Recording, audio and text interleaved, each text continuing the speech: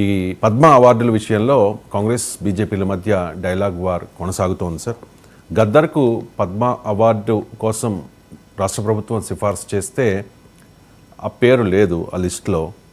నిన్న కేంద్ర మంత్రి బండి సంజయ్ కూడా తెగేసి చెప్పారు సార్, గద్దర్కు పద్మ అవార్డు పక్కా ఈఎం అని చెప్పేసి. మా కార్యకర్తలను చంపితే పాటలు పాడారు, పోలీసుల్ని మర్డర్ చేసిండు, ఆయన పేరు ఎలా పంపుతారు, నక్సల్ భావజాలం ఉన్న వ్యక్తికి ఎలా ఇస్తాము అని చెప్పి. రాష్ట్ర ప్రభుత్వం పద్మ అవార్డుల కోసం పేర్లు సిఫార్సు చేసేటప్పుడు స్థాయి చూసుకుని సిఫార్సు చేయండి అంటూ కూడా బండి సంజయ్ ఘాటుగా వ్యాఖ్యానించారు. ఒకసారి బండి సంజయ్ గారు బయట ప్లే చేయండి. ఎట్టిస్తాం గద్దరికి ఎట్టిస్తాం చెప్పండి అని భావజాలం ఏంది? ఎంతమంది భారతీయ జనతా పార్టీ కార్యకర్తలను మర్డర్ చేసిన వ్యక్తులు ఆయన ఎట్టిస్తాం? మేము పక్కా అయ్యాం. మా కార్యకర్తలను చంపితే మా కార్యకర్తలు చంపిన కార్యకర్తలను పాటలు పాడిన వ్యక్తి గద్దర్. అనేక మంది పోలీసులను ఎన్కౌంటర్ చేసిన విషయంలో గద్దర్. ఎట్లిస్తాం? మీరు వంశం ఇస్తాం ఏంటి అవార్డ్స్? భయపడే ప్రసక్తి లేదు, ఎన్నో ప్రసక్తి లేదు. వందల మంది భారతీయ జనతా పార్టీ కార్యకర్తలు నమ్మిన సిద్ధాంతం కోసం భారత్ మాతా కీ జై అని చెప్పి ఆందోళన చేస్తుంటే నక్సల్స్ భావజాలం గద్దర్ మా కార్యకర్తలు హత్య చేయించిండు. ఎన్ఐఏ ఎంక్వైరీ చేసింది గద్దర్ గారి మీద.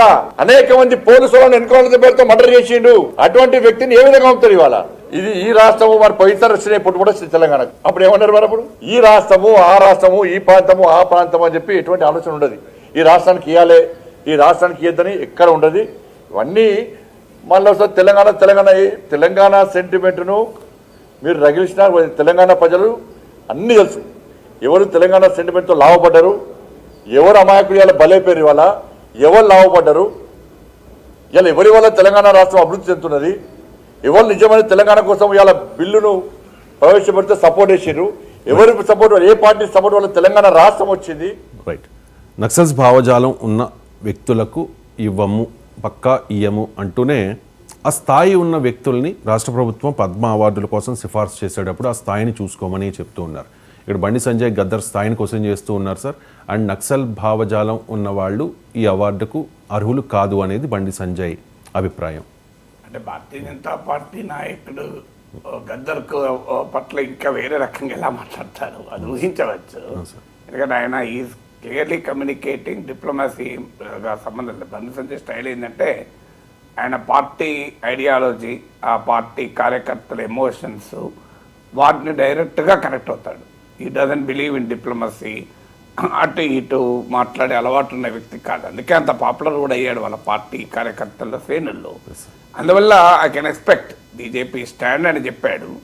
కానీ మనకు అర్థం కావాల్సింది పద్మ అవార్డులు బీజేపీ అవార్డులు కావు, భారతీయ జనతా పార్టీ అవార్డులు అయితే వాళ్ళ ఐడియాలజీకి లింక్ అయి ఉన్న వాళ్ళకి ఇవ్వచ్చు, తప్పలేదు. ఒకటి, ఇది కేంద్ర ప్రభుత్వ అవార్డు మాత్రమే కాదు, జాతీయ అవార్డు. ఇప్పుడు కేంద్ర ప్రభుత్వ అవార్డు అయితే కేంద్ర ప్రభుత్వం మాత్రమే నిర్ణయం తీసుకున్న అది జాతీయ అవార్డు. పద్మ అవార్డులు అనేది దేశానికి సంబంధించిన. ఇప్పుడు తెలంగాణ పద్మ అవార్డులు ఉండవు కదా, ఆంధ్రప్రదేశ్ పద్మ అవార్డులు ఉండవు కదా.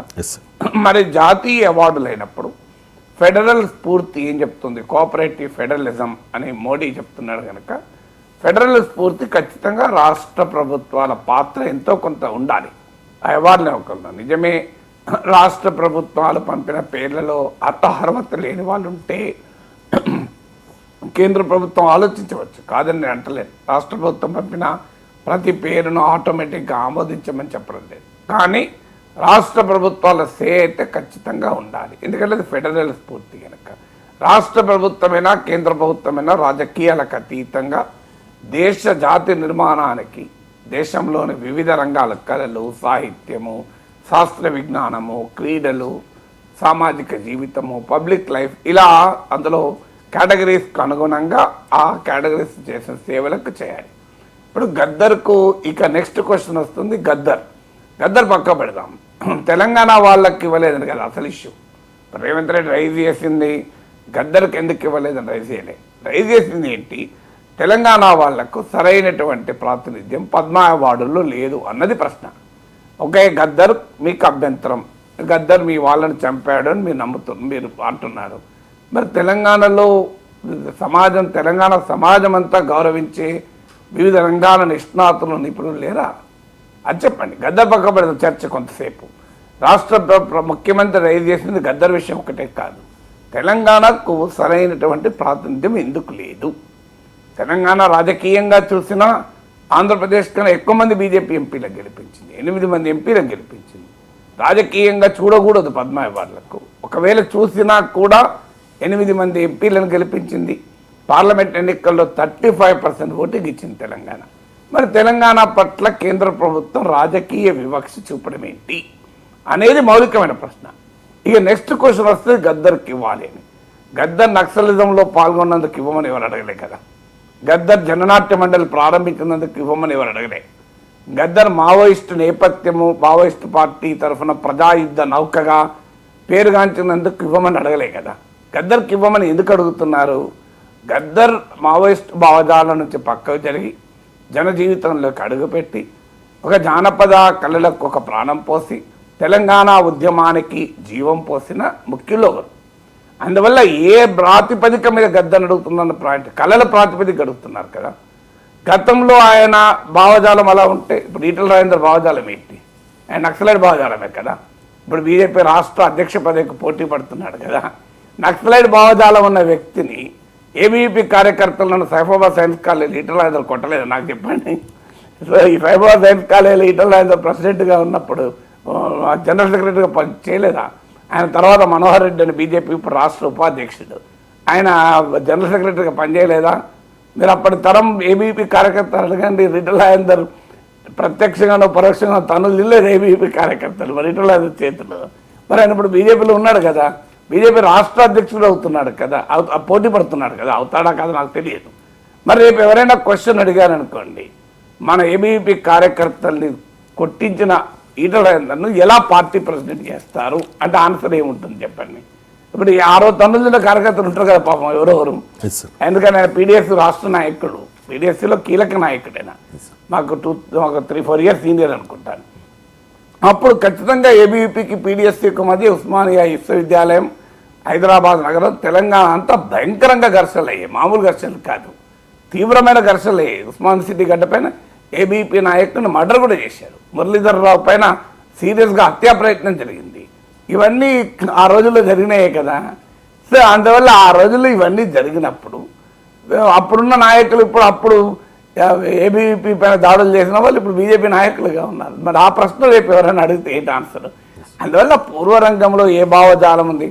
ఈటల రాజేందర్ పార్టీ ఎంపీ చేసింది, రేపు రాష్ట్ర అధ్యక్షుడిగా చేయాలని ఎందుకు చేస్తుంది? నక్సలైట్ భావజాలం ఉన్నాయని చేస్తుందా? ఆయన నక్సలైట్ భావజాలాన్ని వదిలేసి బీఆర్ఎస్లో చేరి తర్వాత బీజేపీలో చేరి ఇప్పుడు బీజేపీ భావజాలాన్ని సపోర్ట్ చేస్తున్నాడు కనుకనే కదా.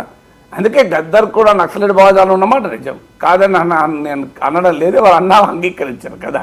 సో ఆయన పాటలు పాడింది నిజం. లాల్ సలాల్ లాల్ సలాం అని భూమి కొరకు ముక్తి కొరకు ఈ దేశ విముక్తి కొరకు సాగిన ప్రతి పోరులో అయినా సాహసులై పోరాడిన వీరులార శూరులార అందుకోండి కోట్లాది శ్రమజీవుల లాల్ సలాం అని గద్దర్ పాడిన పాటలు నేను ఇప్పటికి ఎన్నిసార్లు నిన్న యూనివర్సిటీలో. అందువల్ల ఆయనకు మావోయిస్టు భావజాలం, నక్సలైట్ భావజాలం ఉన్నమాట నిజం. కానీ ఆ భావజాలం ఉన్నందుకు ఆయనకు అవార్డు ఇవ్వమని అడగడం లేదు. సో ఆయన ఆ భావజాలాన్ని ఇంకా కలిగి ఉన్నా ఆయన ఇస్తున్న దేని కొరకు అడుగుతున్నారు? ఆయన అడుగుతున్నది నక్సలైట్ భావజాలం ఉన్నదని కాదు, కళలు, సాహిత్యము, ఈ రంగాలకు ఆయన చేసిన కృషి వల్ల ఇవ్వమంటున్నారు. అది కాదని ఎవరు అనగలుగుతాను? నక్సలైటే కావచ్చు, కమ్యూనిస్టే కావచ్చు, ఎవరైనా కావచ్చు. నేను బీజేపీ ఇస్తుందా? ఇవ్వదు. కాంగ్రెస్ ప్రభుత్వం సావర్కర్కు అవార్డు ఇవ్వండి ఇస్తుందా? వీర సావర్కర్కు ఇవ్వదు. కరెక్టే, కాదని. కానీ బట్ ఏ రంగంలో ఐడియాలజికల్ ఇష్యూ కాదు గద్దర్ విషయంలో. గద్దర్ తెలంగాణ ఉద్యమానికి చేసిన సేవ, తెలంగాణ బానికి చేసిన సేవ, ప్రజల కళలకు, ప్రజా కళలకు చేసిన సేవ, జానపద కళలకు చేసిన సేవ. గద్దర్ పాట తెలంగాణను రూతులూగించింది కదా. తెలంగాణ ఉద్యమ కాలంలో కూడా గద్దర్ పాట తెలంగాణను రూతులూగించింది. నాకు ఇప్పటికి గుర్తు, ఒక మీటింగ్ అనుకుంటాను, సబ్జెక్ట్ కరెక్షన్, పరేడ్ గ్రౌండ్స్లో ఎల్కే అద్వానీ అడ్రస్ చేసిన మీటింగ్లో గద్దర్ హాజరయ్యాడు. గద్దర్ ఆడియన్స్లో ఉన్నాడు, హాజరంటే వేదిక మీద లేదు. అద్వానీ గద్దర్ హాజరు కావడానికి ప్రస్తావించినట్టు కూడా గుర్తు, నాకు గుర్తు, సబ్జెక్ట్ కరెక్షన్. సో అంటే ఎల్కే అద్వానీ ఆయన ఉపన్యాసంలో కూడా గద్దర్ పేరు ప్రస్తావించినట్టు గుర్తు. సో అందువల్ల గద్దర్ నక్సలైట్గా ఉన్న రోజుల నుంచి ఆయన చాలా మార్పు వచ్చేసింది తర్వాత కాలంలో. తర్వాత ఆయనను ఇప్పుడు నిన్న కూడా కాంగ్రెస్ నాయకులు ఎవరన్నారు, గద్దర్ను కౌగలించుకున్నప్పుడు ఆయన నక్సలైట్ అని గుర్తు రాలేదా అని. అందువల్ల గద్దర్ రాజకీయ సైద్ధాంతిక నేపథ్యం అది ఆయన దాంట్లో కూడా మార్పు ఇది కాదు. గద్దర్ కళలు సాహిత్య రంగాలకు ఆయన చేసిన సేవకు గాను గుర్తింపు ఇవ్వమని అడుగుతున్నారు. అది కాదని ఎవరన్నా అనగలరా? గద్దర్కు కళాకారుడిగా గద్దర్ ఒక ఫినామిన కదా, నీకు అద్భుతమైన కళకు ప్రతిరూపం కదా గద్దర్. సో ఆ డైమెన్షన్ మీరు గుర్తించారా అనేది క్వశ్చన్. ఒక వ్యక్తికి అనేక రకాల నేపథ్యాలు ఉంటాయి. ఉదాహరణకు ఒక ఆర్ఎస్ఎస్ వాదే ఉంటాడు, కానీ గొప్ప సాహితీకారుడు అనుకోండి, సాహిత్యంలో ఆయన కృషిని మనం కాదనగలమా?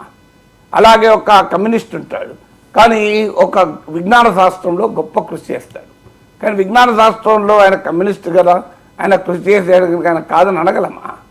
సో అందువల్ల మనము డిఫరెన్షియేట్ చేయాల్సింది రాజకీయ సైద్ధాంతిక పరమైన అంశాలు వేరు, కళలు సాహిత్యం వేరు. అయినా రాజకీయంగా కూడా ఇంకోటి చెప్తారు. బుద్ధదేవ్ భట్టాచార్య సిపిఎం అగ్రనేత, బెంగాల్ మాజీ ముఖ్యమంత్రి, ఆయనకు మోడీ ప్రభుత్వమే కదా పద్మ అవార్డు ప్రకటించింది, పద్మభూషణ్ అవార్డు ప్రకటించారు. వాళ్ళ పార్టీ నిర్ణయం ప్రకారం ఆయన తీసుకోలేదు, అది వేరే విషయం. కానీ ఈ నరేంద్ర మోడీ ప్రభుత్వం కమ్యూనిస్ట్ నేతకే కదా, బెంగాల్లో ఆర్ఎస్ఎస్కు సిపిఎంకు మధ్య ఘర్షణలు జరగలేదా? అందువల్ల మనము ఒక దేశ నిర్మాణంలో, జాతి నిర్మాణంలో, సమాజ నిర్మాణంలో ఒక వ్యక్తికి ఉన్న పాత్ర ఏంటి అనేది ఒక దేశంగా గుర్తించాలి. బీజేపీ నాయకుడిగా that is different. Bharatiya Janata party award ఇచ్చింది, వాళ్ళు ఎవరికైనా ఇచ్చుకోవచ్చు. దేశము, కేంద్ర ప్రభుత్వం, ప్రధానమంత్రి ఒక బీజేపీ కాదు, దేశం మొత్తానికి ప్రధానమంత్రి నక్సలైట్లో కూడా ప్రధానమంత్రి నరేంద్ర మోడీ, ఇంకోరు లేరు. కమ్యూనిస్టులకైనా ప్రధానమంత్రి నరేంద్ర మోడీ.